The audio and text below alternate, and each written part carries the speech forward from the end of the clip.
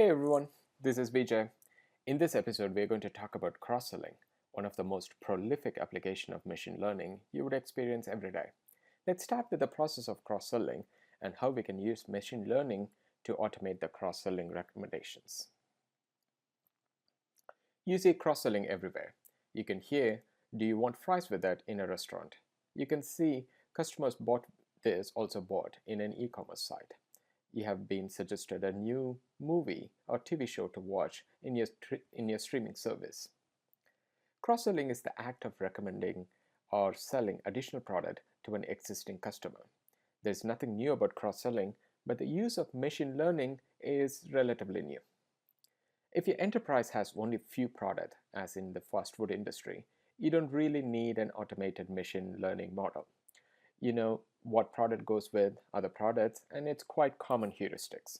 But if you have thousands of products, items, customers, or e-commerce site, or a large content site like online news, streams, you would want to use machine learning to automate the relevant recommendations.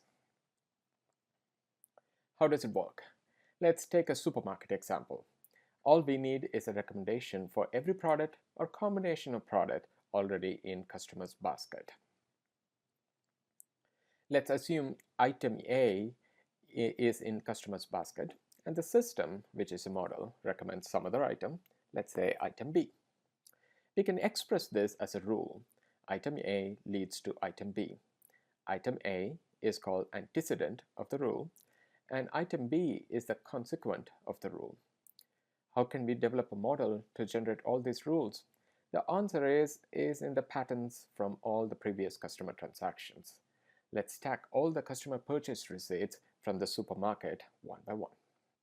Here we have 5 receipts and 5 products. We have items like pasta, cheese, sauce, wine, and milk bought by 5 customers.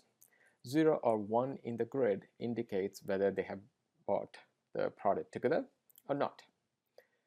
Since this is a small data set, you can observe some patterns in the data. Pasta is the most frequent item. Milk is the least frequent item. Pasta and cheese are bought together frequently, and same is the case with pasta and the pasta sauce. Let's put together some metrics to quantify these patterns. First, frequency of items. Pasta is bought 80% of time, cheese 60%, and so on. Quite straightforward there. Now we can calculate frequency of second order combinations. Pasta and cheese bought together in 3 of 5 transactions. Pasta and sauce bought together 60%. And pasta and milk was bought together 0 times. We can proceed with other combinations and third and fourth order combos as well. In total, we will have 2 to the power of number of items minus 1, 5 minus 1 in this case, combinations. Now we can christen this measure as support. Less frequent items are less important, and we usually filter it out before further analysis. Step number 2. We can create rules for the recommendations.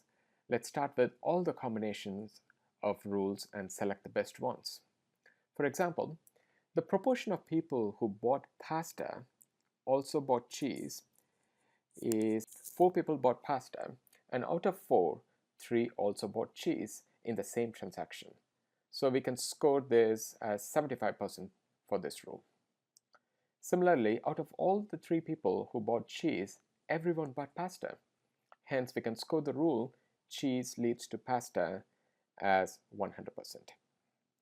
Incidentally, we can also calculate this strength measure by calculating the ratio of support of all the items of the rule, that is pasta and cheese, divided by support of antecedent of the rule, that is support for pasta. Let's name this metric as confidence, and now we can filter out low confidence rules and just keep the high confidence rules. Here you have it. This is how this machine learning model works. It's a bit brute force method, but there are more efficient algos like a priori or FP growth methods. This whole modeling technique is called market basket or association analysis, which is part of broader machine learning discipline popularly called recommendations engine. A quick recap: the association analysis measures the strength of co-occurrences of the items. Once we have the set of rules, you can filter a specific rule by the strength of confidence and support metric. Time for actual implementation. All we need is a data set. Here we're going to take extended bakery dataset. You can go to your search engine and type in extended bakery and should be able to find it. And two parameters. One is for support. I'm going to choose 4% and confidence 40%. It's rather low, but it's just for this example it works. And the data science tool. Let's start with finding the dataset. Extended bakery in search engine. Link has the data. This is hosted by Cal Poly, and there are different flavors based on the size of the receipts that you would want. Let's go with the one which has the full binary vector format. I've downloaded it. This is updated looks like. We have receipts, that's on the rows, and about 50 items, which is organized by columns.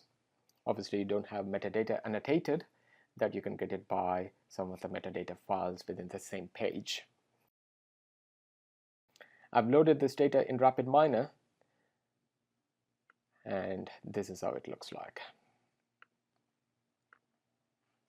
Very similar format. You have rows, which are receipts, and columns or the item set starts with chocolate, cake, and it ends with single espresso. Let's go back to design and build a complete association analysis engine. The first I want to do is set the role. For transaction, the first column doesn't have any information, so we want to set it as an ID. So TX is the name of the column, setting it as ID, so the rest of the process ignores it. And the second operator I'm going to add is convert numerical to binomial. Our data set has zeros and ones, and we want to convert it to true or false, and this operator can take care of it. The next one I wanted to add is actual modeling of frequent item set generation. So FP growth is the name of the algorithm that can generate frequent item sets based on our specifications on support. I'm going to select 4% is the support. Let's run the process and see if everything looks okay.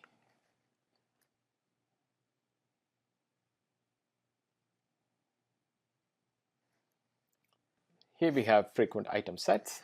Chocolate eclair is the most popular item, and we have the whole set. And now we have two item sets, chocolate eclair and hot coffee, because it makes sense. And now we have three item sets, chocolate eclair, hot coffee, and almond twist. And we have four item sets as well, and it stops when we hit the threshold of the support. Now we have frequent item sets. All we need to do is generate rules, and that's the next operator I'm going to select. It's creating association rules. I'm going to connect the frequent item sets here, and the rules are the output. Here's where you can specify the confidence parameter. I'm going to select its 0.4. I'm going to run the process again. It should take a few seconds, and what I'm expecting is a list of rules with antecedent and also the prediction of what the customers would buy. Our result window now has all the rules.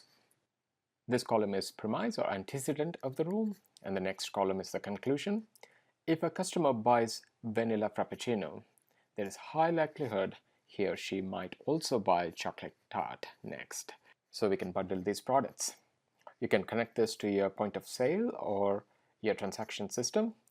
We have just built a recommendation engine using association analysis. Thanks for listening.